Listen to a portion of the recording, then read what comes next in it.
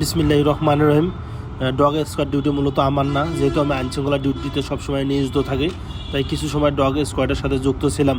তাই ডগ স্কোয়াডের প্রাথমিক ট্রেনিংয়ের কিছু ভিডিও ধারণ করছি আপনাদেরকে দেখানোর জন্য। মূলত তারা যেহেতু এইসব প্রশিক্ষণপ্রাপ্ত কুকুর, তারপরও ডিউটিতে নিয়ে যাওয়ার কিছুক্ষণ আগে তাদেরকে 5-10-15 মিনিট প্রাথমিকভাবে একটু ট্রেনিং দেওয়া হয়, যাতে তারা ডিউটি ঠিকমতো করতে পারে। আমাদের র্যাবের লোকজন কুকুর দুইটাকে প্র্যাকটিস করাইতেছে। প্র্যাকটিস করার পর তারপরে ডিউটিতে নিয়ে যাবে।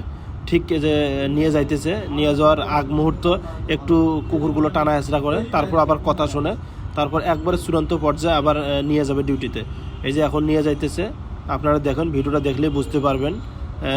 যদিও ট্রেনিং শেষ হয়, ট্রেনিং শেষ করে কিছুক্ষণ বা 10-15 মিনিট খাঁচায় অথবা রুমে রেস্ট করার পরেই একবারে 3 ঘন্টা বা 4 ঘন্টার জন্য ডিউটিতে নিয়োজিত রাখে।